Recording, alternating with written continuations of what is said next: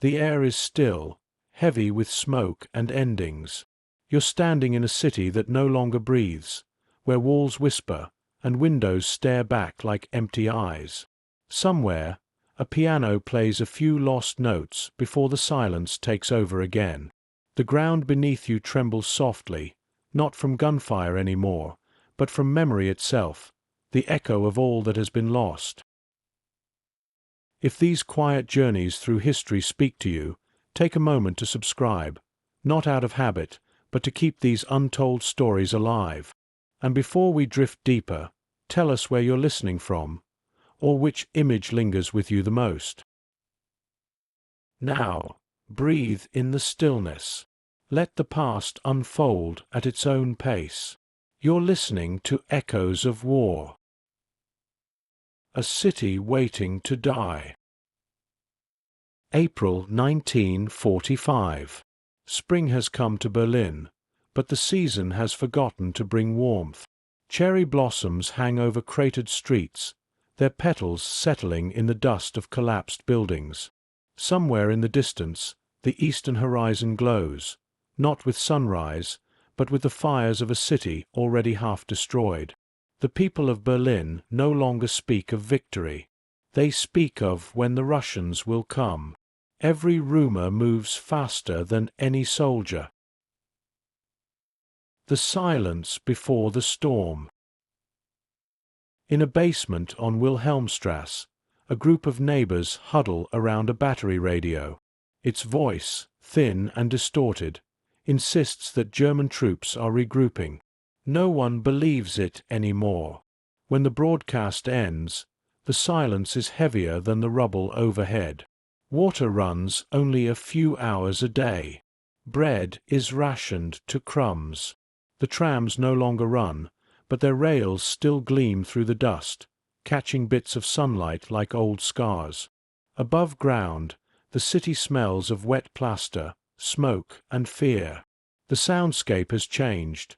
No laughter, no footsteps, only the rhythmic pounding of distant artillery. Every explosion sends a shudder through the ground and through the people who remain. They have stopped flinching. They have learned that fear has its limits. Faces of waiting. I have packed the baby's blanket and the family photographs, writes Marta Keller, a 32-year-old mother in her diary on April 18th. If they come, maybe they'll see we are just people. Her husband was drafted months ago. No letters have arrived since January. She lives now in the company of women, old men, and children, the leftovers of a once proud metropolis. In the courtyards, laundry hangs stiff in the smoke. Children chase rats for sport. Some play war, imitating the soldiers they have never seen return.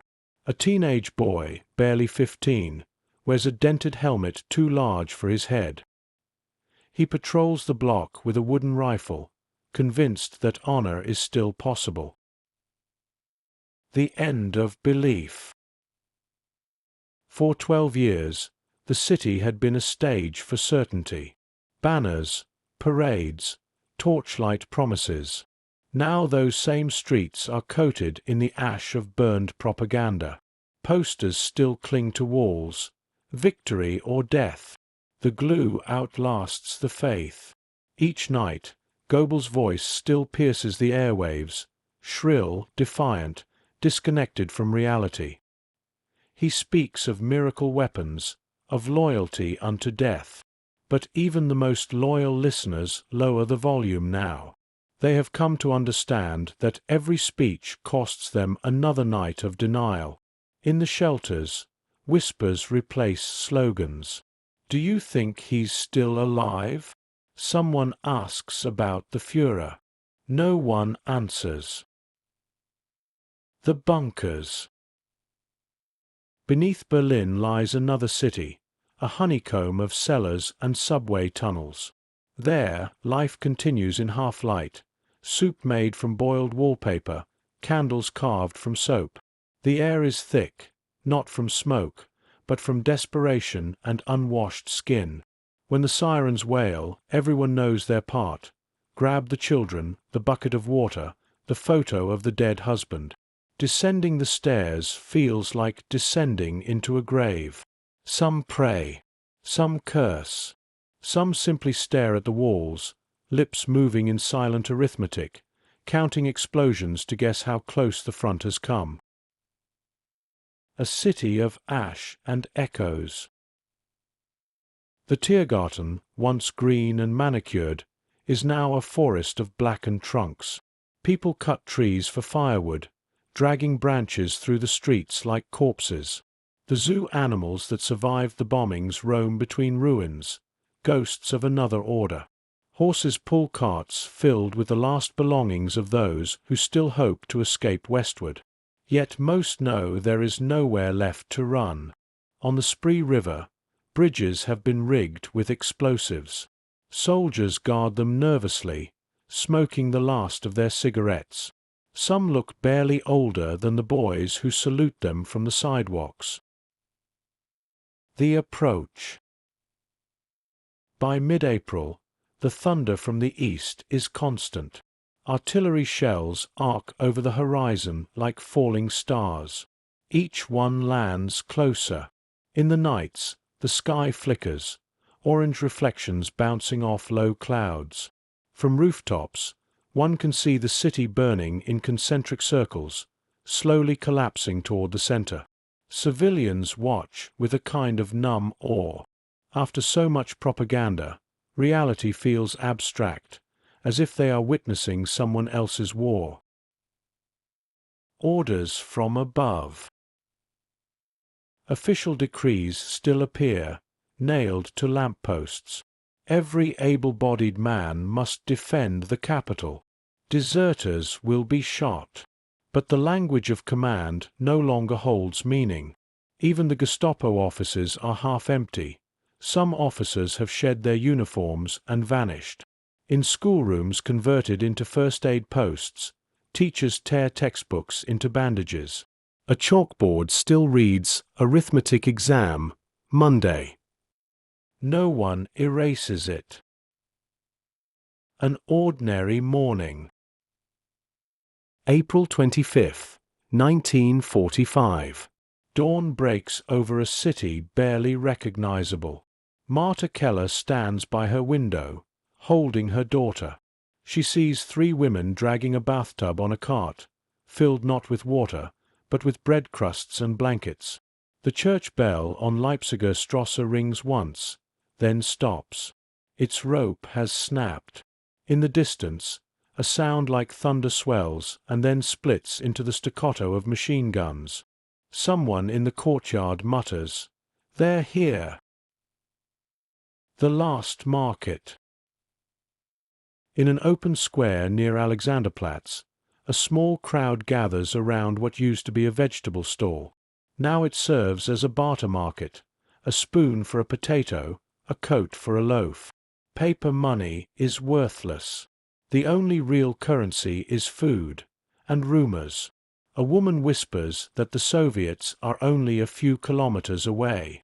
Another claims the Americans have crossed the Elbe and will reach Berlin first. Each rumor brings a flicker of hope, and then the familiar fatigue of disappointment. An old man recites poetry to distract the children. Lines from Heine and Goethe drift over the rubble, absurdly gentle against the background of distant shellfire. The deafening wait. When night falls, the city does not sleep. Every explosion above ground trembles through the basements below, shaking plaster onto blankets and bodies. The candlelight flickers over faces that have forgotten their former lives. Bank clerks, tailors, secretaries, now all the same, survivors waiting for something they cannot imagine. In the darkness, one question unites them. What will they do to us? The stories from the East, of revenge, of atrocities, are too detailed to be dismissed. Yet even terror has become theoretical. Until the door bursts open, it remains a rumor. The radio dies. April 27th. The last city-wide broadcast fades mid-sentence. Only static remains. Marta listens until the battery dies, then places the radio beside her daughter's crib like a coffin. Outside, the sky pulses red. The front has reached the suburbs. The ground quakes continuously, and the windows whistle from pressure waves. Glass that has already shattered continues to tinkle softly in the frames, a broken lullaby. The eyes of the city. From the top of a ruined apartment block, an old photographer named Herr Weiss sets up his tripod one last time. He wants to capture the skyline before it disappears entirely. The negatives will likely burn, but the gesture comforts him, proof that beauty once existed. Through his lens, he sees smoke columns rising like pillars to an invisible temple. Somewhere beneath them, millions of lives hang suspended between annihilation and deliverance. He presses the shutter. The click is quieter than the war. By the last days of April, Berlin is no longer a capital. It is a wound that still believes it is a heart. Inside that wound, civilians cling to fragments of dignity, a clean face, a shared crust, a whispered prayer. The city waits, holding its breath, listening to the inevitable footsteps of history approaching from the east. The collapse of faith. In Berlin, belief had once been a public performance. Flags, anthems, and speeches that turned streets into corridors of certainty. But in the spring of 1945, certainty thinned like smoke. The words still came from loudspeakers. They simply failed to land. The distance between what people heard and what they saw widened until it snapped.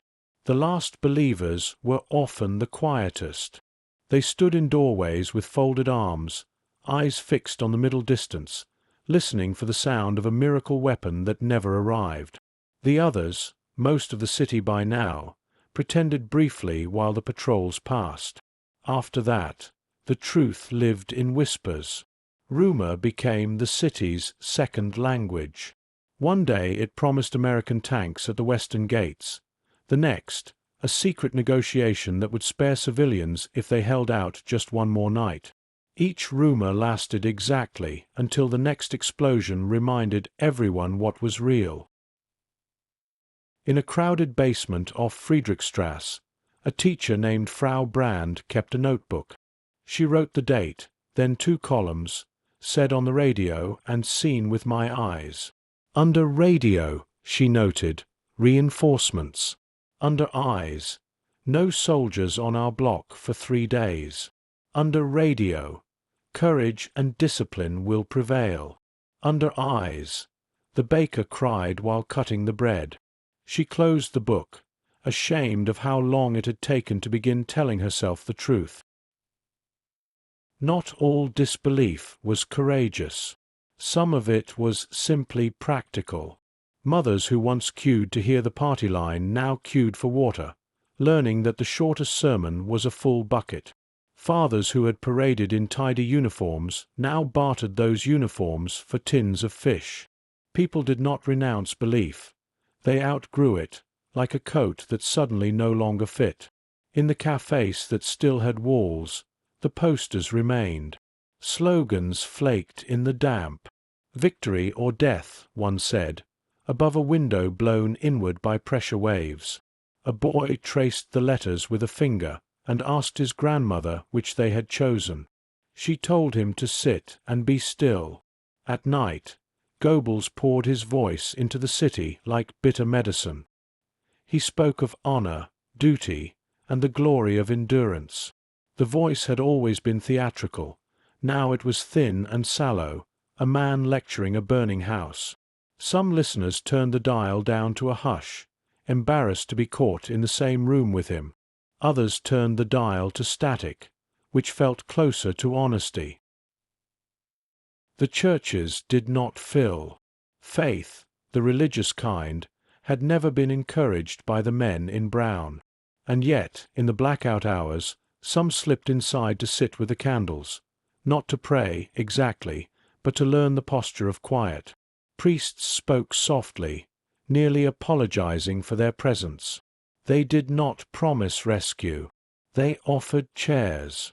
Meanwhile, smaller religions, ration cards, forged passes, telephone gossip, continued their rituals.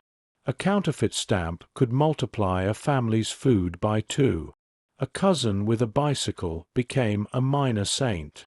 The new miracles were ordinary: a door that still locked, a roof that remained overhead, a neighbor who shared potatoes without asking return. The party still held meetings. Minutes were taken, attendance recorded, phrases like final victory spoken with the calmness of habit, as if the words themselves could postpone the world. The bravest among them were the ones who cleared their throats and asked about water and medicine. They were told not to undermine morale. They stopped asking aloud. Uniforms created their own gravity. The Hitler Youth, boys in 2 large boots, practiced salutes with solemn care. Some believed. Many simply feared the alternative. A leader barked at a boy for slouching. The boy straightened, jaw tight, then watched the officer leave and slouched again, letting the belief drain from his shoulders like rain. On a tram line that no longer ran, Marta Keller's neighbor Herr Dietz hammered a sign into a post. No crossing, unexploded shells. He did it without authorization. Nothing about it was heroic. It was an act of small authority in a city where the great authority had gone missing. People obeyed the sign. They did not salute it. The police changed their eyes. Those who once inspected documents with relish now performed a pantomime of checking, their gaze slipping past dates and seals to the hands that held them. Hands that trembled were waved away quickly. Hands that were calm were asked to help carry a wounded man down the stairs. A baker named Rudy opened his shop one last time. He had flour for a final batch. When he lifted the shutter, the queue materialized instantly, silent and orderly, the reverence once reserved for party marches now given to bread. He cut loaves smaller than the sign suggested, apologizing under his breath, handing each piece with 2 hands, as if returning a child. The collapse of faith did not announce itself with trumpet blasts. It arrived as 100-minute recalibrations, the way a woman folded a flag and used it as a blanket, the way a teacher took down a party emblem and replaced it with a timetable for water distribution, the way an old man, who had once shouted approval at rallies, now whispered the names of streets as they disappeared behind barricades, as if keeping them alive by recitation. Some still believed violently. A small unit of fanatics hung a banner, "We fight to the last man," across a courtyard. 2 days later the banner hung alone, its authors gone or dead. Children learned to step around the shadow it cast. The bunker world under the city grew crowded with new compromises. Former officials sat beside the people they had inspected for years. Eyes met and slid away. No one asked for papers underground. Down there, status smelled the same.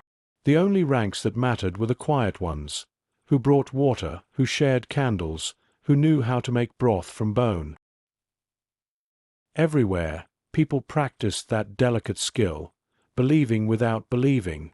They spoke the old words when necessary, then returned to the new work, hauling, mending, tending the elderly, searching for the missing. The propaganda had promised a single, iron certainty. Daily life offered a softer, plural one, the certainty of effort, of touch, of presence. The certainty that a neighbor would knock twice on the door if she found extra onions. In a school basement turned infirmary, a nurse treated a boy with shrapnel in his calf. He winced through gritted teeth, whispering that the Führer wouldn't let them down. The nurse wrapped the bandage and said, "Then he will need help from good boys like you. Rest now." The boy slept. The nurse stared at her hands, unfamiliar to her, as if they belonged to a stranger who had learned much too quickly. To lose faith in the regime did not mean gaining faith in its enemies. The city feared the Soviets, feared retribution, feared the end of things they could not name. Yet even fear required belief, belief that the future, however dark, still existed. The most exhausted citizens had stopped believing in the future at all. They moved hour to hour, an arithmetic of survival. Water, bread, a place to lie down, a way to keep the child quiet when the shells came close. The newspapers arrived sporadically, thin as handkerchiefs. Headlines shouted endurance. Inside, the letters shrank, the ink paled, the paper cut the fingers with its cheapness. People bought them anyway, not for the news but for the stove. Whole ideologies burned quickly and with little heat.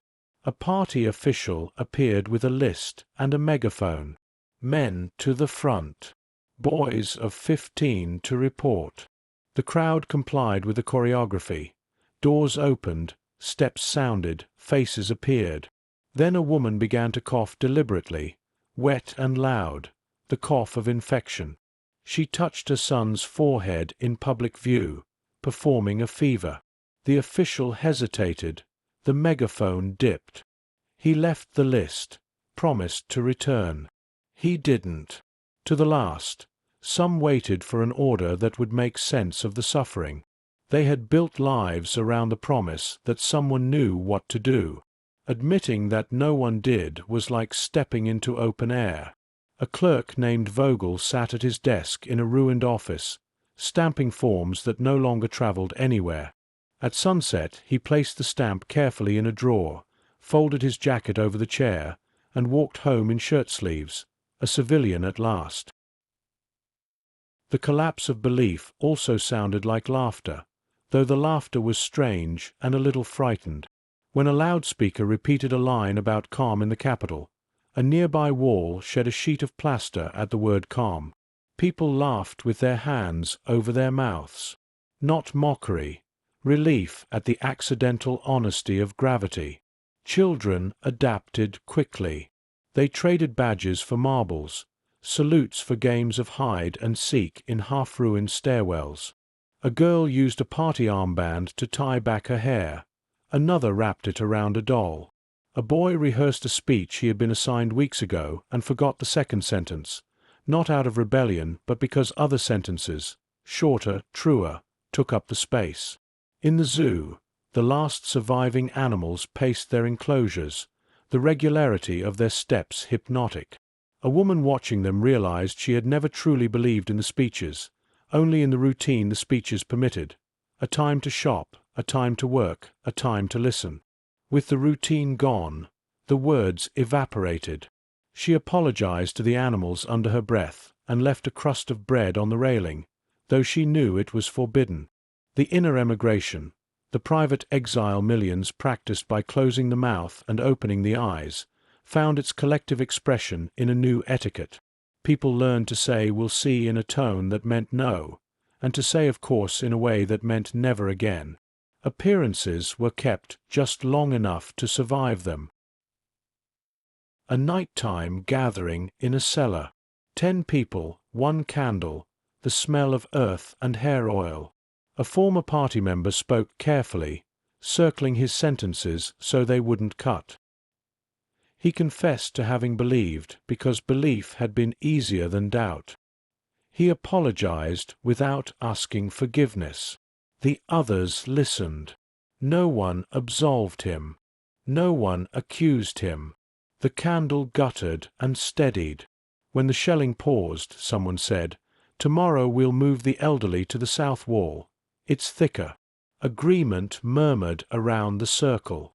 There was work. There was always work. The last public ritual of belief occurred in a square scorched by weeks of fire. A group of youths raised a flag on a bent pole. Wind worried the cloth. A gust snapped it against the metal with a sound like a slap. People turned and watched without expression. When the youths left, an old woman walked into the square, took down the flag, folded it with care, and set it on the church steps. She did not know what else to do with it. One evening, the radio returned for a moment. a voice announcing the certainty of victory as a shell burst nearby. The voice broke off in a gasp, then silence. The city held its breath, waiting for the sentence to finish. It never did. Across Berlin, 1,000 hands clicked dials to off. The loudspeakers stayed in their brackets like dead birds. What remained after the slogans collapsed was a simpler creed. Bread shared is better than bread kept. Children sleep better when the adults whisper. A promise made to a neighbor must be kept, because the distance between the two doors is walkable even when the streets are not.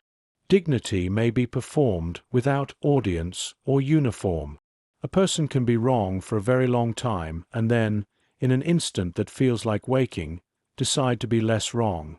When the end drew close enough to taste, smoke, lime dust, the bitter metal of fear, the city discovered a final paradox. It was easier to act without belief than to believe without acting. People did what needed doing. They fetched water, dug out the trapped, drew maps of safe routes in charcoal on basement walls. They did not wait for permission. After years of command, they improvised. And this, at last, was how belief ended, not with an argument won, but with a practice abandoned. The citizens of Berlin did not overthrow a doctrine. They starved it. They stopped feeding it attention, obedience, the tiny daily nods by which a lie becomes a country. The lie thinned and blew away in the east wind. Above ground, the fires continued. Below ground, people slept in shifts and dreamed of ordinary chores. Waking, they performed them as best they could in a city that no longer promised anything except morning. Morning kept its promise. One day more. Faith, the old kind, would return in different shapes after the shooting stopped. Faith in work, in rebuilding, in silence, in the future wearing a new uniform. But in these last days, the city lived on a small, strict doctrine that fit on a scrap of paper in a pocket. Stay alive, keep the child warm, share when you can, and do not waste words on men who have none left worth saying. The artillery grew louder. The rumors grew quieter. The people of Berlin bent to their tasks, heads down, hands full, eyes open. The sound of belief collapsing was not a crash. It was the hush that follows when a crowd finally stops repeating after the man on the stage. The teacher's last lesson. The classroom is a cellar now. 20 children sit on overturned buckets, their faces lit by one trembling candle. Their teacher, Frau Brand, opens a book whose cover is half-burned. "Today," she says softly, "we will learn the word peace." She writes the letters on the wall with a piece of chalk scavenged from the ruins. P-E-A-C-E. The children repeat it, the sound hesitant, foreign. Outside, artillery replies in its own alphabet of thunder. "Again," she says. They whisper it once more, louder this time, as if the word itself could stop the walls from shaking. When the candle finally dies, she keeps tracing the letters in the dark, her finger remembering what the chalk had written. Children of the rubble. The children of Berlin had grown up with war as the background music of their lives. They learned to read under blackout curtains and to count by the rhythm of distant explosions. For them, the word peace was a rumor passed among adults, like a story of a faraway country no one could quite remember. Their playgrounds were ruins, staircases that led nowhere, courtyards filled with dust and echoes. A child could climb a collapsed wall and pretend to be a sentry, or crawl through the hollow of a burned-out tram and call it a fortress. Games continued because games were stronger than fear. Some children still wore uniforms, Hitler Youth armbands faded to brown, belts too large, boots borrowed from dead brothers. They had been told they were soldiers. They believed it until the day they saw a real soldier weeping in the street. In the final weeks of April, those uniforms became targets. Mothers tore them off their sons and burned them in kitchen stoves. Some dyed the cloth grey, turning flags into blankets, banners into diapers. Others hid the insignia under the floorboards, too afraid to destroy them, too ashamed to keep them visible. For the youngest, the end of belief arrived without ceremony.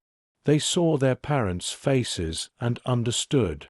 No one explained why the sky kept falling, or why the adults now whispered instead of shouted. The children did not need explanations. They adjusted faster than anyone. In the shelters, play continued between air raids. Pebbles became soldiers. Buttons became food. Chalk marks on the wall became maps of imagined victories. When the bombs fell too close, the children held hands and counted, learning a strange arithmetic. 1, 2, 3, still alive. They learned to read fear on their mother's shoulders, the tightness, the shallow breathing, the fixed gaze when the sirens began. They learned to copy calm. A still face could protect you better than any helmet. Above ground, the Hitler Youth units still drilled. Thin boys with rifles too heavy, their voices cracking as they shouted commands to each other. Some carried weapons that no longer fired. Others were given grenades with no pins. They fought imaginary battles against an enemy that had already surrounded them. It was play and duty at once. On one street, a group of children built a barricade from furniture, chairs, doors, a piano. When Soviet tanks rolled in 2 days later, the barricade remained untouched. The soldiers simply drove around it. The children stood watching, not defeated, not victorious, just confused that the war did not need them. A boy named Emil wrote in his notebook, "Today the thunder came from the ground, not the sky. Mama said it's the Russians. They sound like a storm that forgot where to go." He drew small tanks shaped like beetles and a house with no roof, then stopped when the pencil broke. There were no more pencils in Berlin. Some older children carried stretchers, guided the blind, fetched water. Their small bodies moved through ruins easily, slipping where adults could not. They became runners for the neighborhood, silent and quick, learning to navigate a city without streets.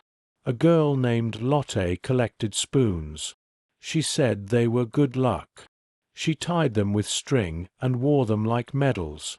Each time she found a new one, she whispered a name, her father's, her brother's, sometimes just today. When a soldier asked her what she was doing, she answered, "Keeping count." The soldier nodded as if that made sense. When the shelling stopped for an hour, children emerged like small ghosts, blinking in the daylight. They searched the rubble for anything unbroken, a toy, a photograph, a mirror. Even a piece of glass that could catch sunlight was treasure. They pocketed these fragments as proof that beauty had once existed and might return. Many of them had not seen a flower in months. Some forgot colors. The world was gray and brown and red. When spring came at last, weeds grew between the cracks, and a few children began to pick them, calling them roses. Their parents did not correct them. Hunger shaped childhood more than memory.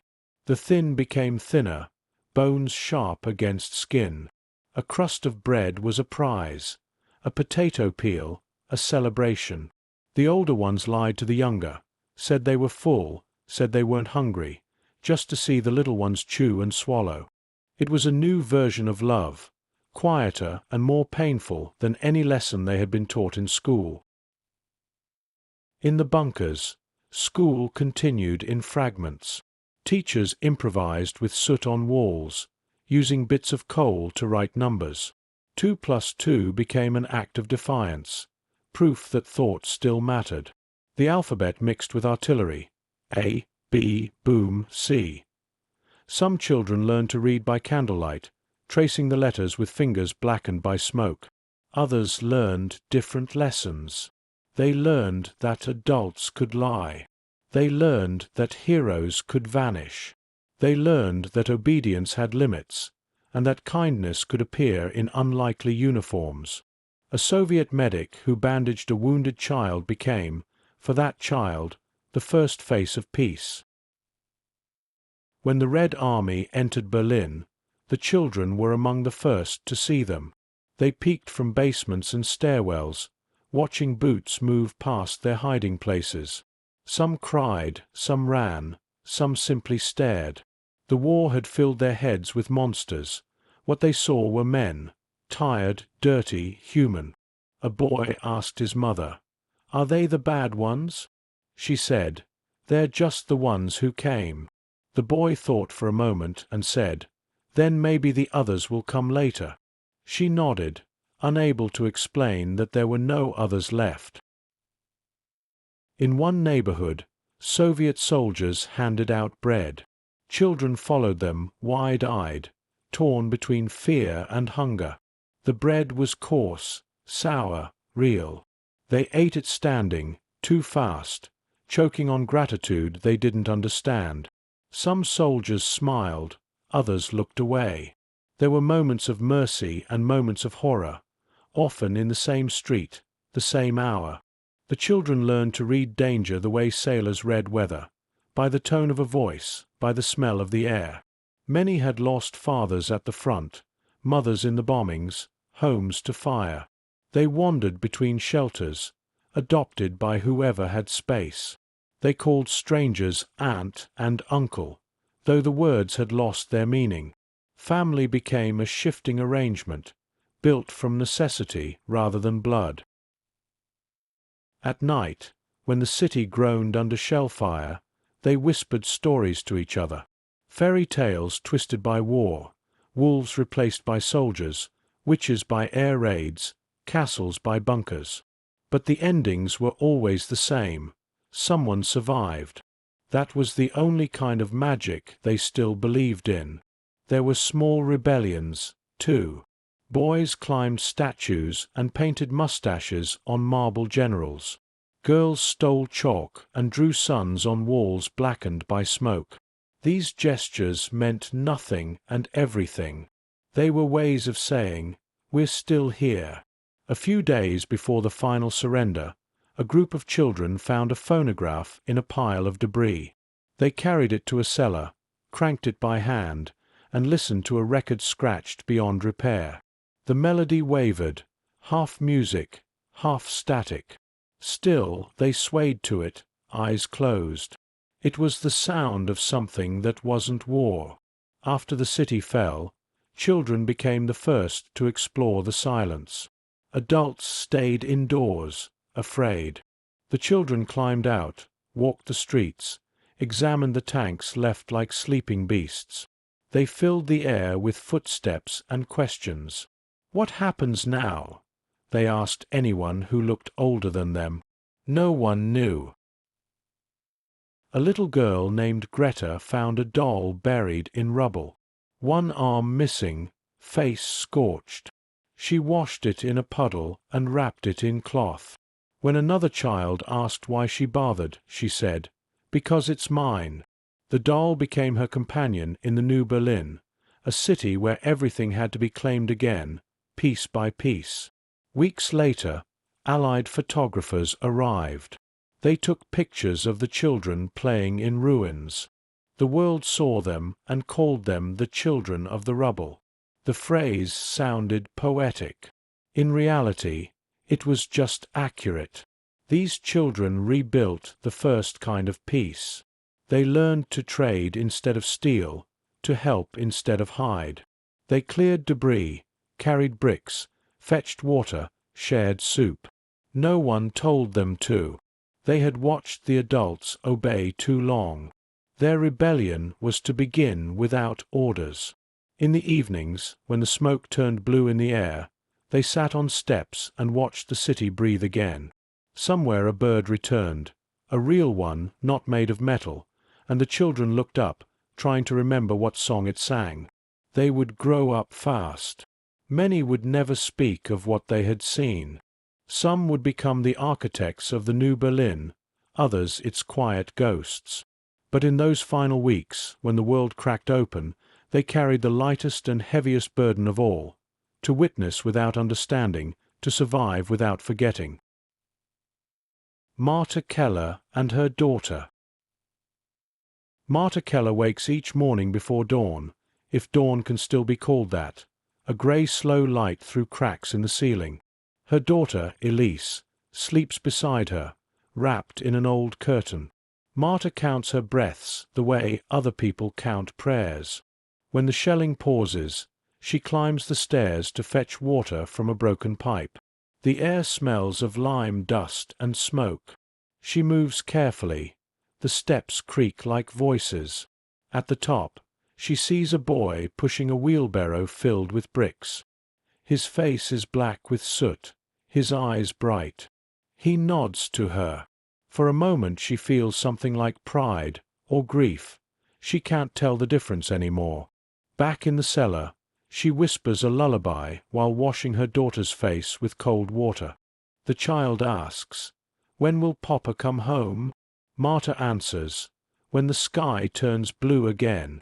The child looks up at the ceiling, waiting, as if the sky might hear. Letter from the front. April 16th, 1945. The Oder River burns at dusk. A Soviet soldier named Anatoly Petrov writes to his wife by the light of a half-broken lantern. "My dearest leader, tomorrow we cross into the city they call Berlin. They say it is the heart of the beast. I don't know what a beast looks like after it's been wounded for 6 years, but I think we are about to find out." Around him, other men scratch letters onto scraps of ration paper. None of them will be posted. They write to remember who they were before they reached the capital. "If I do not return," he writes, "teach our son to plant things, not to burn them. Tell him I saw the sky turn red and still hoped it would rain." When he folds the letter, a shell explodes somewhere across the river. The lantern goes out. The letter never leaves his pocket. The encirclement. By the third week of April, Berlin had become an island of ruins surrounded by an ocean of fire. The Red Army was closing in from every direction, east, south, north, grinding the city into the narrow space between hope and surrender. The encirclement began quietly. There was no single moment when the trap snapped shut. It happened the way a storm arrives: a distant rumble, a shift in the wind, then everything at once. At first, people still spoke of the front as something far away. Then the front was the next street. Then the next house. Shells fell like punctuation marks, breaking sentences mid-word. The city's rhythm changed again. Now a steady pulse of explosions, measured like a clock counting down. Those who could still move tried to flee west, toward the Americans. But the roads were broken, the bridges blown, the fields cratered. Columns of refugees turned back again and again, circling the same ruins like moths against glass. The government called it defending the capital. The civilians called it being trapped. In the air, Soviet artillery never rested. The sky flashed without thunder. You didn't count the distance anymore. You counted the seconds between the whistle and the impact. The old buildings groaned with every hit, shedding bricks like skin. Whole neighborhoods vanished in an afternoon. The city map became an antique. Streets erased faster than they could be named. In the subways, thousands lived underground. The tunnels smelled of wet stone and kerosene, of fear held too long in the lungs. People marked the days on the walls with bits of coal, one stroke for each sunrise they didn't see. Some stations became small towns. Families built corners from blankets, shared candles, invented schedules. Babies were born to the sound of shellfire, their first lullaby a war they hadn't started. Above them, the surface world was turning to ash. For those still working in hospitals, The days blurred into a single wound. Surgeons operated by flashlight. The electricity came and went like mercy. The wounded arrived without names, without uniforms, without the energy to scream. A nurse later said that she stopped asking which side they were on. It didn't matter, she said. They all bled the same color, and it was everywhere. Water became more valuable than gold. Pumps stopped. Wells ran dry. People lined up at fountains shattered by shelling, scooping what they could from puddles laced with dust. A woman was shot by a sniper while filling a bucket. Her neighbors took the bucket and finished the job. The idea of safety disappeared first. Then came the idea of time. In the heart of the city, soldiers built barricades, walls of furniture, pianos, wrecked cars. Teenagers carried rifles and panzerfausts, the launchers taller than they were. They were promised honor. What they received was debris. A few officers still believed they could turn the tide. They moved maps around on tables, pushing paper divisions that no longer existed. Outside, the Rail City moved on without them. Civilians carried white cloths at the ends of sticks, not as surrender but as prayer. Sometimes it worked. Sometimes it didn't. In a half-destroyed apartment building, Marta Keller and her daughter stayed hidden in a cellar with 6 others. The floor above them was gone. Through the hole, they could see the sky turning orange at night. Each explosion shook dust from the ceiling like gray snow. There was no more radio, no newspapers, no rumors, only sound. Sound told you everything. The deep thunder from the east meant tanks. The sharp cracks close by meant rifles. The silence afterward meant someone was gone. They lived by instinct. Move when it's quiet, freeze when it's loud. A rhythm learned faster than any anthem. The Red Army advanced block by block. Every corner was a battlefield. Tanks rolled down streets lined with corpses and kitchen chairs. The smell of oil and blood mixed with the smoke of burning wallpaper and books. Some German soldiers fought to the end. Others dropped their weapons and walked away. One was seen helping a wounded Soviet to shelter. Another was shot for doing it. No one knew what rules still applied. On April 26th, the last escape route to the west was cut. Berlin was surrounded. Inside, Goebbels told the population that the encirclement was a test of the German soul.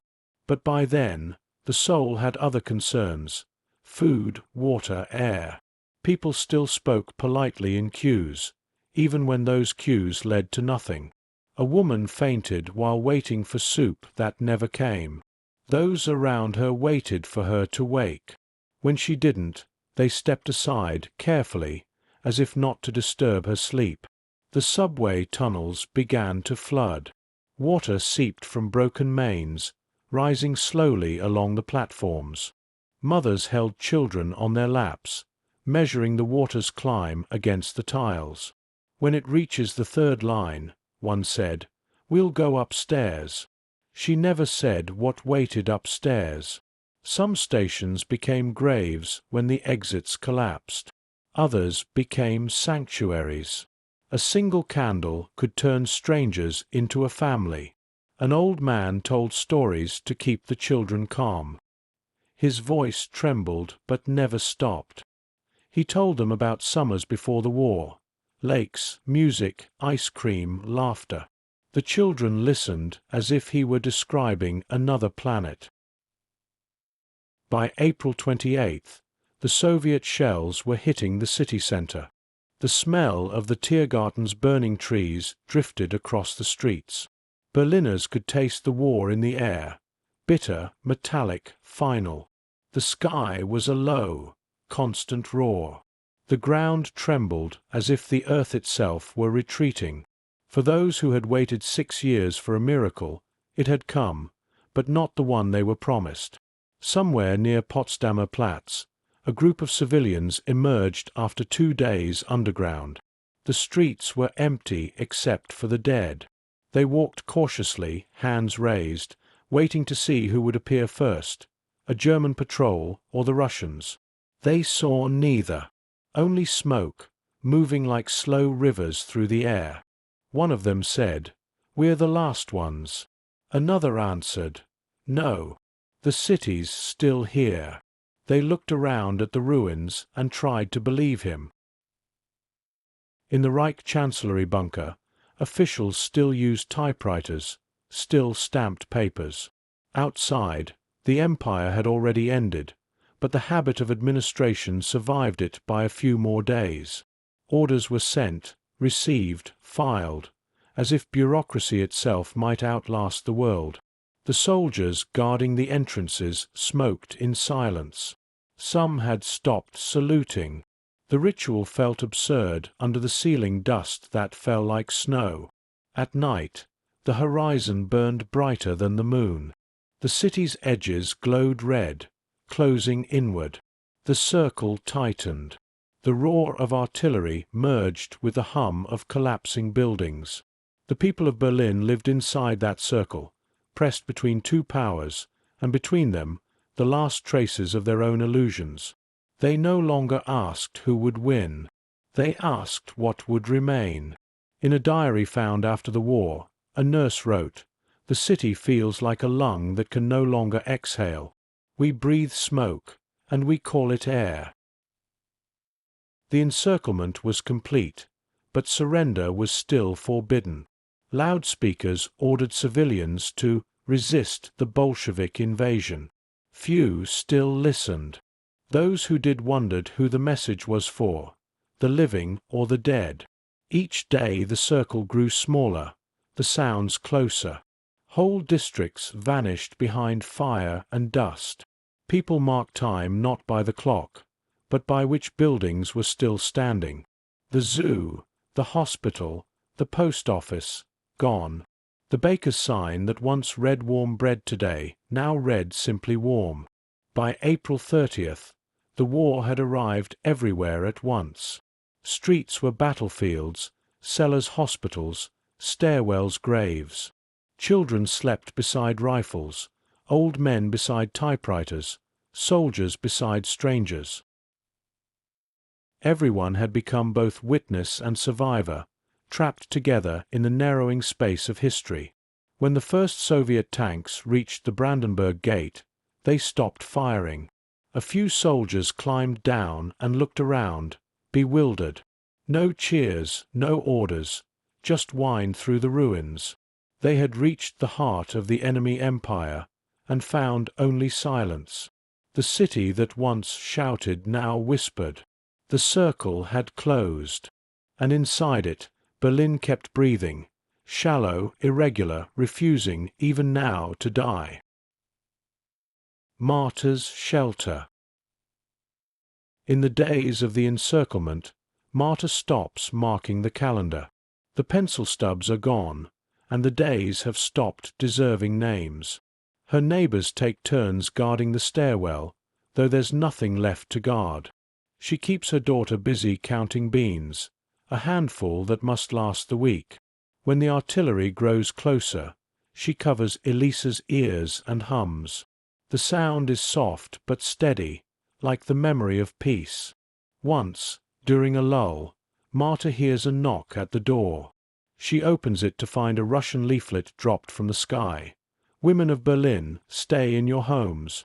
Do not fear the Red Army." She reads it twice.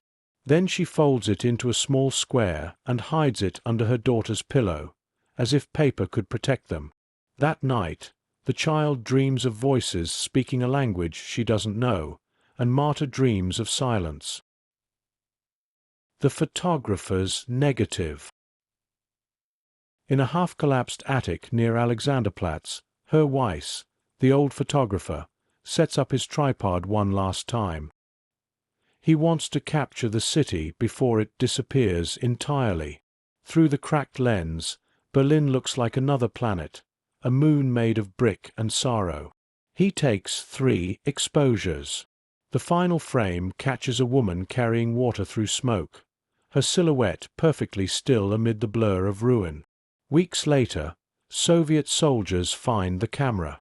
The negatives survive, black ghosts on fragile film. When developed, the image of that woman appears, her face unreadable, her body caught between steps, walking through history that refuses to move with her. 4 years after, the photograph will circulate without a name. It will be called Survivor Number 3. The final days in the Führer bunker. Underground, history was still pretending to be orderly. The corridors of the Führer bunker were narrow, painted in a sickly green that made even the healthy look ill. The air smelled of damp cement and cigarette smoke, of men who had stopped sleeping and women who had stopped believing. Above ground, the Reich was ending in fire.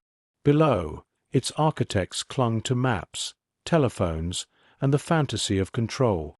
In that buried space, the ticking of clocks felt louder than the shellfire.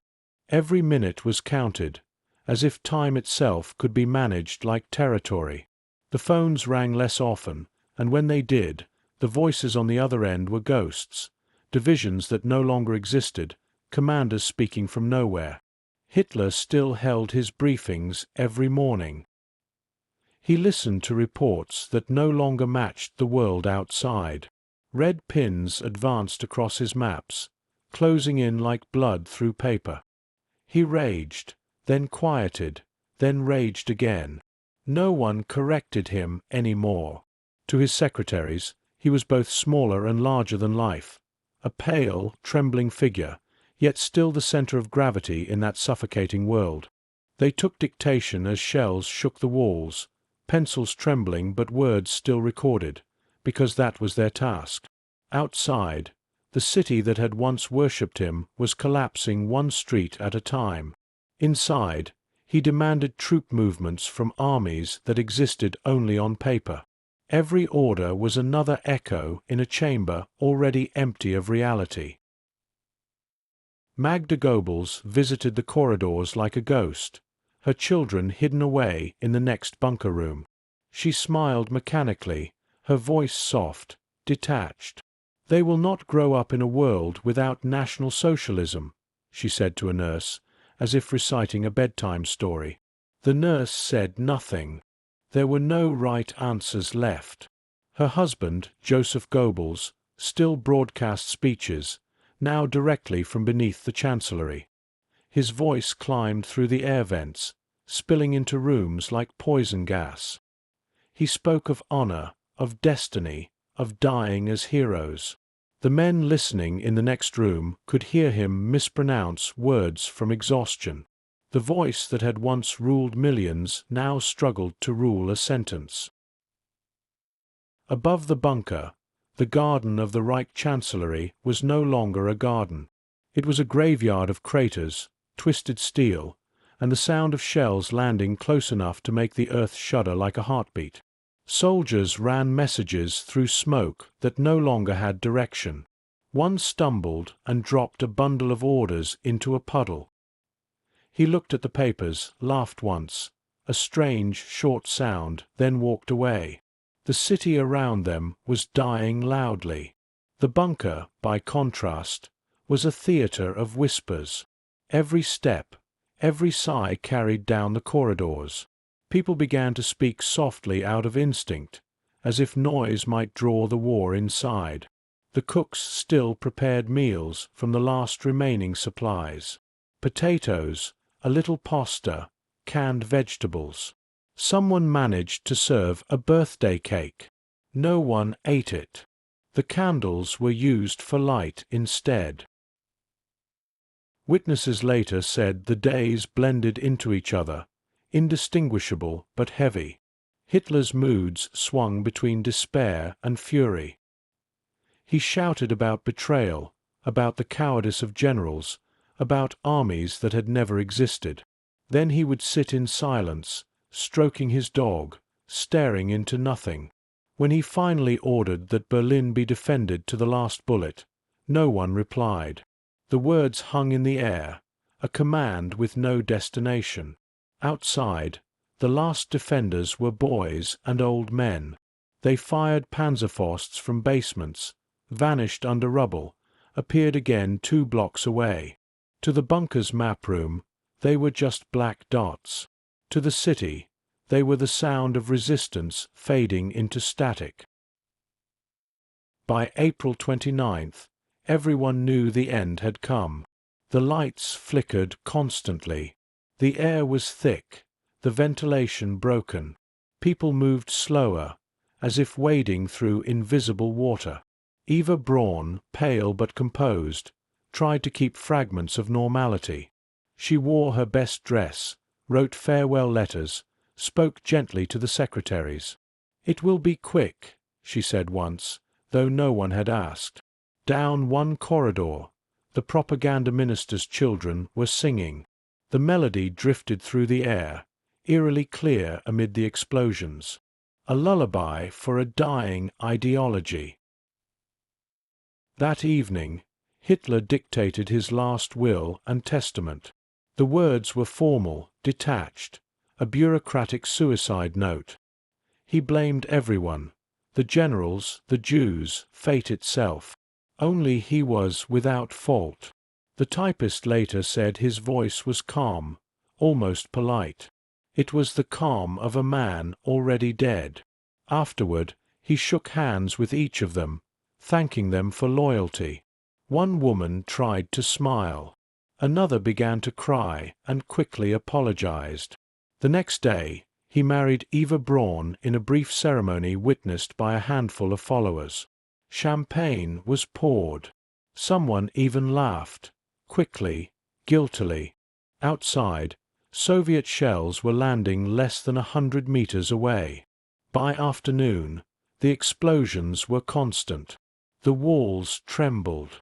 Dust fell like snow. In one corner, a radio played fragments of old marches that no longer existed. Then came the final silence.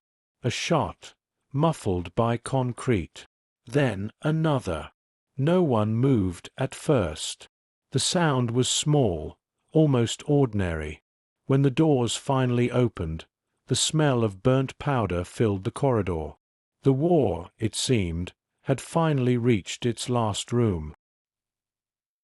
The bodies were carried upstairs to the garden.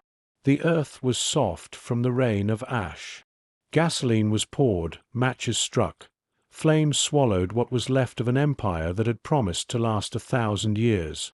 Above them, the sky glowed red, not from sunset, but from the city still burning. Below, in the bunker, silence settled like a final decree. For the survivors, the hours that followed were dreamlike. Some packed bags, though there was nowhere to go. Others sat on the floor, staring at their hands. The end had arrived, but the habit of waiting remained. Goebbels and his wife put their children to bed. Neighbors heard lullabies, then silence. A pistol fired once more. After that, even the walls seemed to stop breathing. When Soviet troops entered the bunker complex 2 days later, they found the air thick and cold, the lights still humming. The maps were gone, the rooms stripped bare. What remained were the smells: oil, smoke, fear, and the faint trace of perfume. In a corner of the hallway, someone had written in pencil, "We did not understand." Outside, the guns were falling silent. Berlin was no longer fighting, only burning.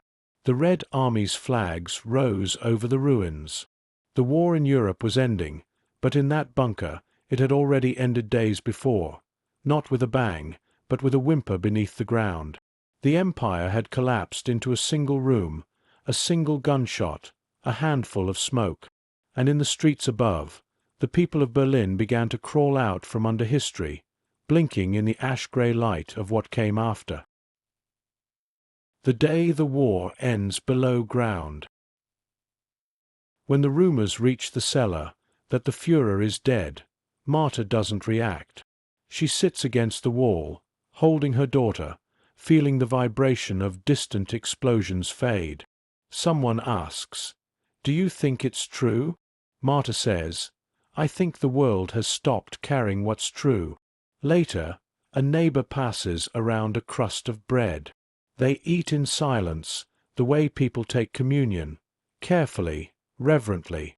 In the flickering candlelight, Marta notices her daughter's face streaked with soot, her eyes wide but dry. She realizes the child has learned not to cry. That, she thinks, is how children lose their childhood, not by growing older, but by learning when tears are useless. The Soviet Storm. When the Red Army finally entered Berlin, it did not arrive as a single wave. It arrived as thunder, a sound that rolled through the streets, shaking the glassless windows and the air itself. The city, already half dead, seemed to hold its breath. For 6 years, Berlin had been the sender of war. Now, at last, it became its receiver. The first Soviet tanks appeared through the haze of smoke on the eastern avenues, shapes more than machines, blackened and heavy, grinding over the remains of the streets. Civilians watched from cellars and cracks in the rubble, eyes wide, hearts still undecided between terror and relief. They had been told the Soviets were monsters, and in some ways that was true. The soldiers who marched into Berlin carried more than weapons. They carried 6 years of rage, loss, and hunger, the ghosts of their own burned villages, their own murdered families. They came not just to conquer, but to settle a debt. The Red Army fought street by street. Every intersection was a duel. Every apartment block, a fortress. German soldiers fired from windows, stairwells, rooftops, until the tanks simply crushed the buildings under their tracks. The air turned to dust. The smell of cordite mixed with that of burned bread, plaster, and blood. The smoke grew so thick that day and night became the same color, gray. Civilians crawled deeper underground, clutching children, waiting for the storm to pass. But the storm was everywhere. When the fighting stopped in one street, it began in another. Soviet soldiers moved cautiously, rifles raised, calling out to each other in hoarse Russian. They kicked open doors, tossed grenades into cellars, fired at anything that moved. Sometimes the enemy was real. Sometimes it was fear. A group of women hiding in a basement lit candles and prayed that silence would make them invisible. Upstairs, footsteps echoed, boots, shouting, laughter. The door creaked open. No one spoke of what happened next. The official records would later call it disorder, but the people who lived through it called it what it was: vengeance. The Soviet advance was unstoppable, but not uniform. For every act of cruelty, there was one of mercy. A soldier giving water to a child, another guiding the elderly out of a burning house. The Red Army was a mirror of its journey, brutalized and human, capable of destruction and compassion in the same breath. A young private named Anatoly wrote home, "I do not know what kind of men we are now. We walk through a city of ghosts, and they stare at us like we are the same." On the morning of May 1st, Soviet troops raised red banners over the Reichstag. The symbol of the old empire, the swastika, had already been torn down by the wind and the fire. What replaced it was another flag, another ideology, but for the people below, it all felt the same color, red. The battle for the building was savage. Room to room, grenade to grenade. The walls were scarred with bullet holes that looked like constellations, a map of violence too vast to trace. When it was over, the soldiers stood in the wreckage and listened to the silence. One of them played a harmonica. The tune was low, slow, almost mournful. Victory sounded like exhaustion. The civilians emerged slowly, cautiously, blinking in the smoke. They carried rags on sticks, white cloths that meant surrender, or hope, or both.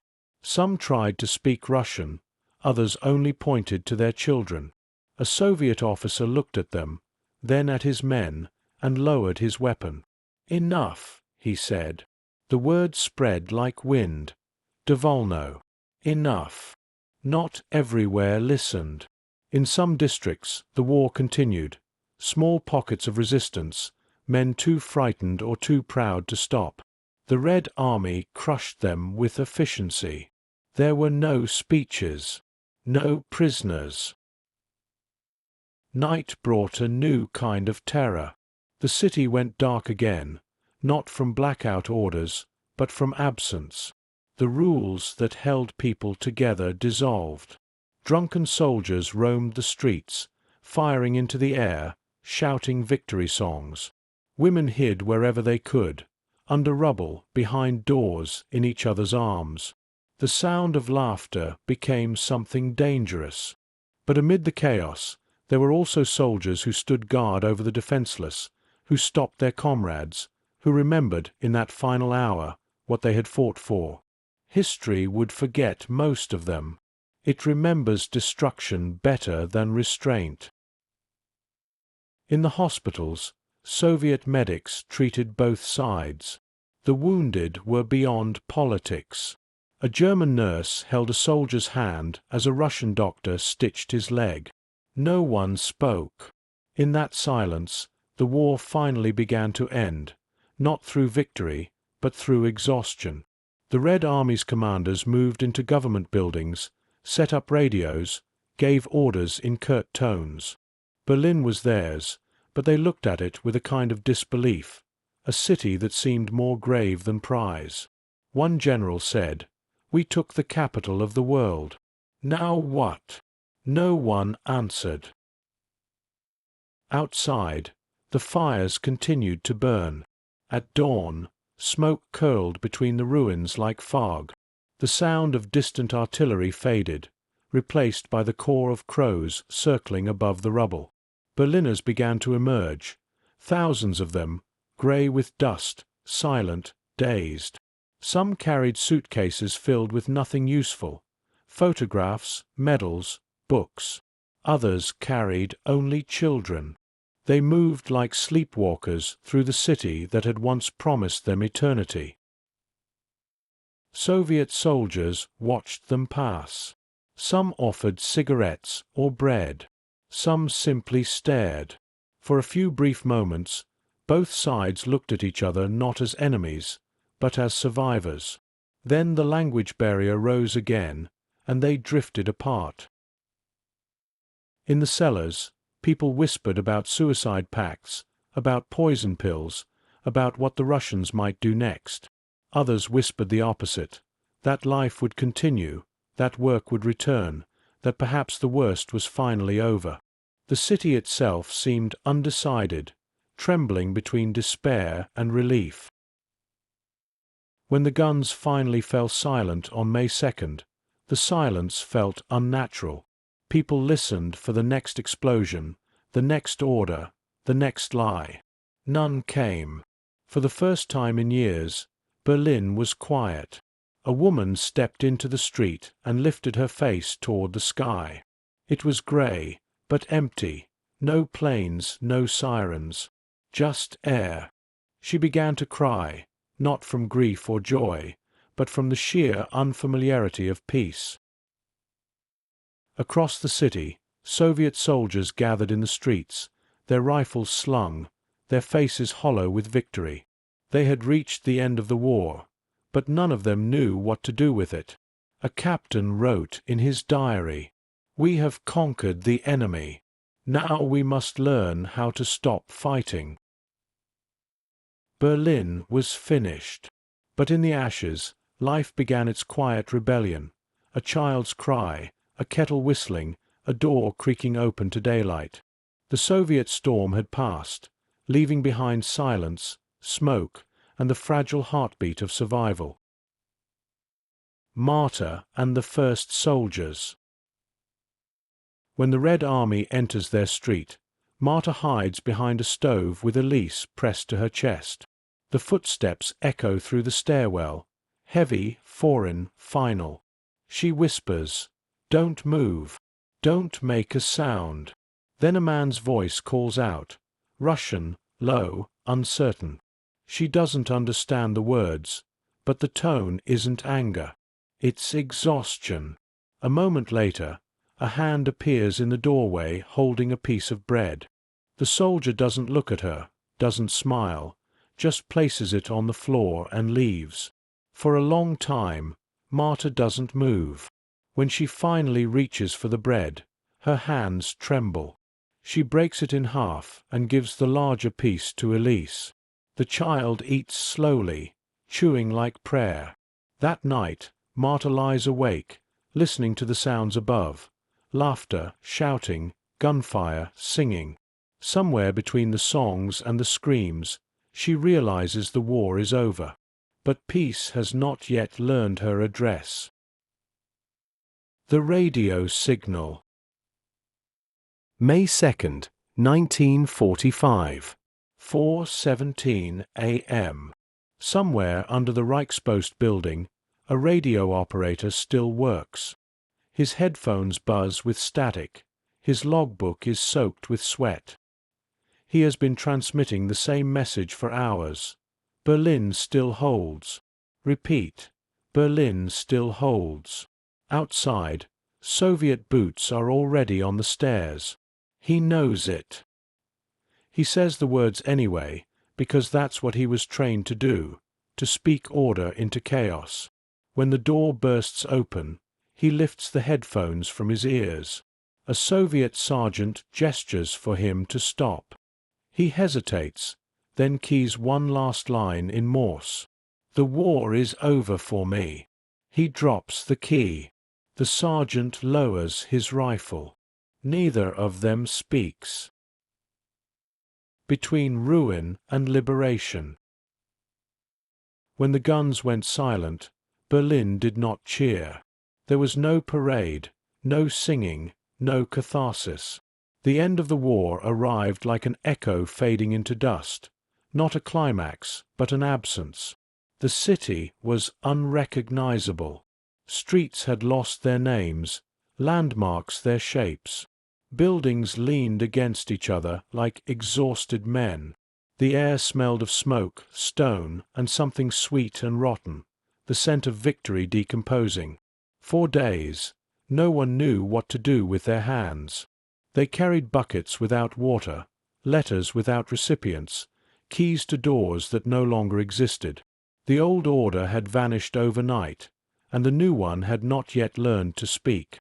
Berlin was a limbo, between ruin and liberation, between guilt and survival. The Soviets declared the war over.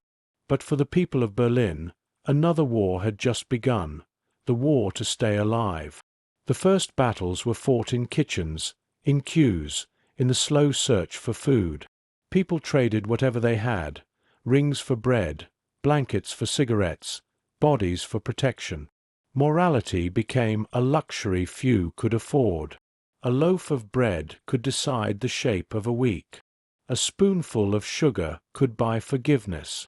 In the ruins of grocery stores, women picked through broken jars, licking the syrup from the glass. Children hunted for anything edible, a potato, a piece of paper that smelled of flour. The hunger was total. It rewrote the body. Yet amid the wreckage, small miracles appeared. A Soviet cook threw leftover soup into a bucket and left it outside. When he came back an hour later, the bucket was clean. He began leaving it there every night. No one ever saw who took it. A German nurse treated wounded Russians with the same hands that had once tended German soldiers. She said nothing, and neither did they. They simply worked. For a few hours each day, the war was suspended by mutual exhaustion. Berliners began to speak in new phrases. "Do you have bread? Is it safe? Where did you find water?" The vocabulary of survival replaced the slogans of ideology. No one mentioned the Führer anymore. The name had dissolved into the silence, like a curse no one dared repeat. In one neighborhood, the Soviets set up a loudspeaker. A voice in Russian, then translated in broken German, announced that the city was now under new authority. The message promised order, food, and reconstruction. Few believed it, but belief was no longer required. Obedience was instinct. Survival was the new ideology. The first real sound of liberation came from the rivers. Boats, small, makeshift, leaking, began to cross the Spree, carrying refugees, wounded soldiers, nurses, and mothers looking for their sons. They moved slowly through the fog, the oars dipping into water black with ash. From the bridges, Soviet guards watched silently, rifles hanging loosely in their hands. In the ruins of the opera house, a violinist found his instrument beneath a collapsed beam. The neck was cracked, but the strings still held. He tuned it with shaking fingers and began to play, not a march, not an anthem, but a lullaby. The sound drifted over the street like smoke. People stopped, listening. For the first time in weeks, no one was afraid of the noise. The hospitals filled with the living and the dying. Wounded soldiers lay beside civilians, Russians beside Germans. No one spoke of sides anymore. The only division that mattered was between breathing and not. The nurses moved quietly, their footsteps the metronome of a broken civilization. Children wandered through the ruins collecting metal scraps, buttons, coins. They called it treasure, but they were really just learning to rebuild. One boy found a burned photo of a family and carried it for weeks, convinced it was his own. The Red Army began distributing ration cards. The lines stretched for blocks, quiet and orderly. People waited for hours, not because they believed in justice, but because they had nothing else to do. Waiting had become a habit stronger than faith. At the front of one line, an old woman received a tin of condensed milk. She smiled, wept, and whispered, "We are still alive." It was not joy, it was surprise. The churches reopened, their bells cracked but still ringing. Inside, the pews were half destroyed, the windows gone. People came anyway, not to pray, but to sit. Some lit candles. Others simply stared at the light, as if it might explain something. The priests spoke softly. They did not preach redemption. They spoke of hands, of neighbors, of bread. A new sound replaced the bombs, the clatter of shovels. Men and women began clearing the streets, forming chains to pass bricks from hand to hand. Each brick carried its own history, some from schools, some from theaters, some from prisons. No one asked where they came from. Every brick was needed. The women who led the effort became known as the Trümmerfrauen, the rubble women. They cleared entire blocks with bare hands, sweat and silence, building the skeleton of a city that had no skin left. In one corner of Berlin, a small group gathered around a Soviet loudspeaker. The message that day was simple. The war in Europe was over. Someone began to clap, weakly. Another joined. Then they stopped, unsure if it was allowed. Liberation, it turned out, had no instructions. At night, the fires finally dimmed. The sky turned from red to gray. The silence felt heavier than the war itself. Not peace, but the space left behind by it. A woman walked through the ruins carrying a candle. She stopped at what had been her home, placed the candle on a broken windowsill, and whispered, "We're still here." The flame trembled but did not go out. For the first time in years, Berlin could hear its own heartbeat. It was faint, uneven, but real. The war had ended. The city had not. Between ruin and liberation. Days later, Marta walks the streets for the first time. She carries her daughter on her hip, stepping over bricks and puddles of ash. The city smells like rust and rain.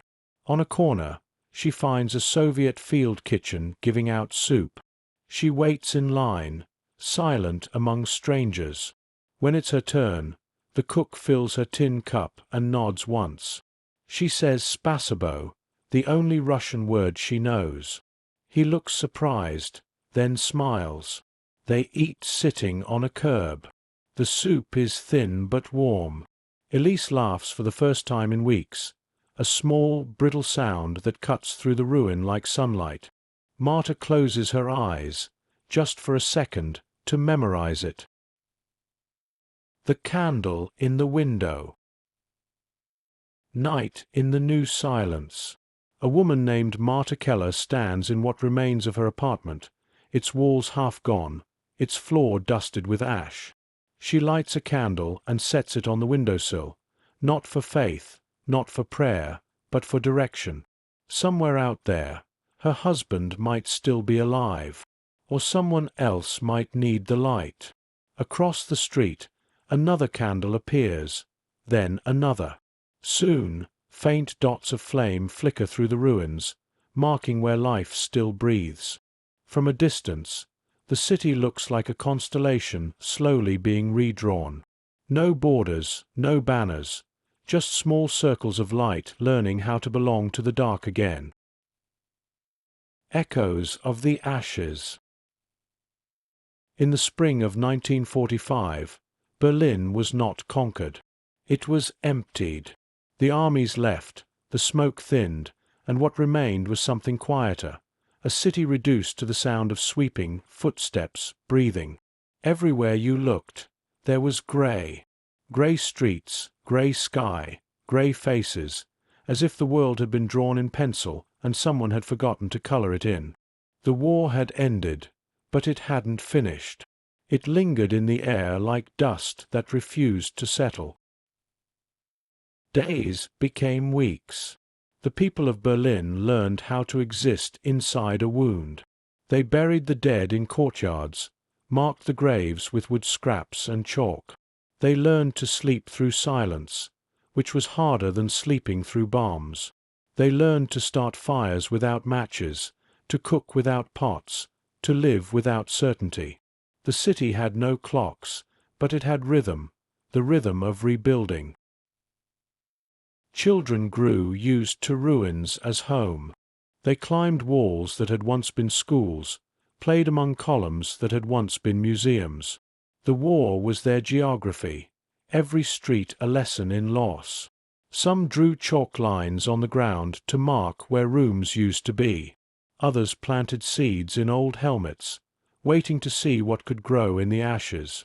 When the first shoots of green appeared, it looked almost obscene, a color that didn't belong. But people stopped and stared anyway. They needed proof that life had not forgotten them. In the first summer after the surrender, the rivers began to clear. The Spree reflected the ruins like a mirror that refused to lie. Bridges were rebuilt with wood scavenged from collapsed roofs. People crossed them hesitantly, as if afraid the city might sink beneath their weight. Berlin was now a divided city, though no one yet knew how divided it would become. Soviet checkpoints rose where parades once marched. Signs appeared in new alphabets. A different empire was unpacking its suitcases. But for the people living among the rubble, politics were abstract. Their world was smaller. The next meal, the next night, the next patch of roof that didn't leak. Freedom and occupation felt almost identical when both meant hunger. The women cleared bricks from the streets, humming songs that no longer had verses. The men who returned from prison camps looked older than their fathers. They rarely spoke of what they'd seen. They simply picked up a shovel and began again. One man found his old shop still standing. He opened the door, swept the floor, and placed a single chair in the middle of the room. He called it open for business. No customers came, but he kept opening it every morning anyway. Routine was the first form of healing. The churches held services again. They spoke of forgiveness, but the word felt heavy, almost foreign. Forgiveness is difficult when the ruins still smoke, when the faces of the missing still stare from the walls. Yet slowly, people began to speak to each other again, quietly, awkwardly, but without hatred. War had exhausted even that. Photographers arrived from the West. They captured women standing amid bricks, children with bare feet, men with thousand-yard stares. To the world, these images were proof that Berlin had fallen. To Berliners, they were proof that it had survived. At night, people gathered around makeshift fires, trading stories the way they once traded goods. Stories of who had lived, who had died, who had escaped. Stories about lost sons, lost faith, lost reasons. And sometimes stories about small mercies, a loaf shared, a stranger's kindness, a soldier who didn't pull the trigger. The fires burned low, but the talking went on. It was the city teaching itself to speak again. By autumn, the first trains began to run. They crawled out of the city like exhausted beasts, carrying refugees, soldiers, and hope in equal measure. People lined the tracks to wave, not because they knew anyone on board, but because motion itself was a form of comfort. Movement meant tomorrow.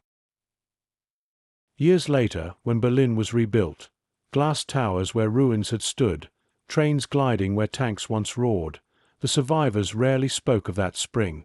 They had no need to. It was written in their faces, in the way they paused at sirens, in the silence that fell every April when the lilacs bloomed again. The children of the rubble grew up.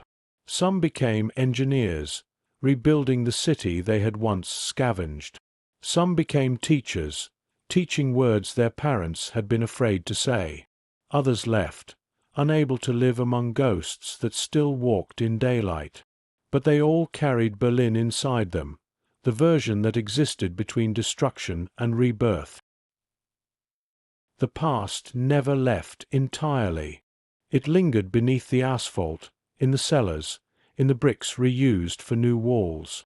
Sometimes, during construction, workers unearthed bones or bullets or the twisted frame of a child's toy.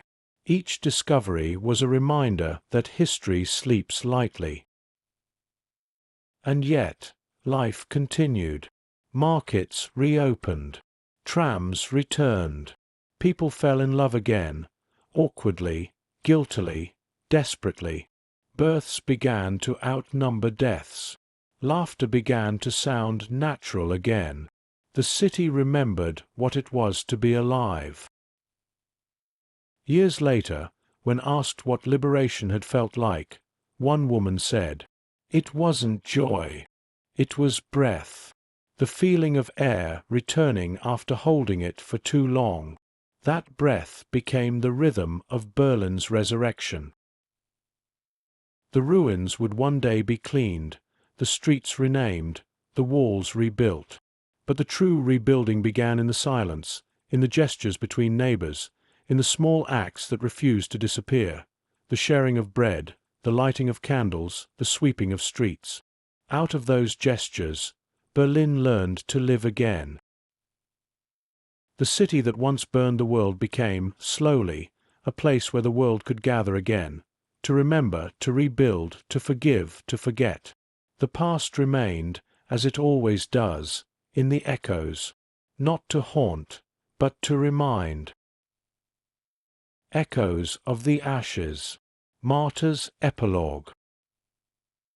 Years later, when Berlin has new roofs and trams again, Marta still keeps a small tin box in her cupboard. Inside are the remnants of that year, a photograph, a piece of chalk, and the leaflet she once hid under her daughter's pillow. Her daughter, now grown, asks her why she never threw them away. Marta says, "Because forgetting feels like lying." Every spring, when the lilacs bloom, she opens the window and lights a candle on the sill. It's habit now, not grief, not prayer, just remembrance. From her apartment, she can see other candles across the city, flickering in windows, one by one, like a constellation rebuilt from memory. Each light belongs to someone who survived. Each flame says the same word without speaking, again. Berlin was reduced to ashes. But from those ashes, it found its voice. And in that voice, cracked, trembling, defiant, the world learned that even after the darkest of nights, the human heart still remembers how to begin again. Coda. 20 years later. 20 years have passed. Berlin stands again, rebuilt from glass and concrete, steel and memory. The streets hum with trams and traffic. Children play where rubble once stood. New trees grow where there had been only ash. But beneath the fresh pavement, the old city still breathes, a ghost layered under stone. If you listen closely on quiet mornings, you can still hear it. The echo of boots, the whisper of falling plaster, the low hum of sirens buried in time. The people who survived 1945 now carry their own silence. They shop for bread, read the papers, wait for buses, ordinary acts performed with extraordinary restraint. They do not talk about those weeks when the sky was fire. They do not need to. It shows in the way they pause before every April storm, in the way their eyes drift at the sound of distant thunder. On one side of the city, new flags wave over new offices. On the other side, another flag flutters in different wind. A wall has risen between them, grey, heavy, absolute, dividing families, friends, memories. For the world, it is a symbol of ideology. For Berliners, it is simply another scar that must be lived with. A mother tells her son about the night the candles burned across the ruins. He asks her if she was afraid. She answers, "Yes, but I was more afraid of forgetting." History has rebuilt Berlin many times, in stone, in stories, in silence. Each version stands on the bones of the last. And yet, through every reconstruction, one truth remains. The city refuses to vanish. Every spring, when the lilacs bloom and the air carries the smell of wet stone, the survivors remember that other spring, the one that ended the world and began another. They remember the hunger, the smoke, the first fragile laugh of a child after the silence. In the archives, the photographs fade. In the squares, the statues change. But under it all, the heartbeat endures, faint, uneven, defiant. Berlin was destroyed, divided, rebuilt, and reborn. Not once, but again and again, through the stubborn persistence of people who kept lighting candles in the dark. And if you walk through the city at dusk, down unto Den Linden, across the Spree, past the Brandenburg Gate, you might see their reflections in the glass towers. The women with shovels, the children of the rubble, the men who chose to rebuild instead of avenge. They are all still here, folded into the rhythm of the city, part of its pulse. History will remember Berlin for its walls, its wars, its politics. But those who lived it remember something simpler. The taste of bread shared in silence, the sound of a violin in the ruins, the feeling of air returning after years of smoke. Because the true miracle was not the end of the war. It was that, after everything, people found the strength to begin again. And in the quiet that followed the fire, Berlin, scarred, divided, alive, remembered how to breathe.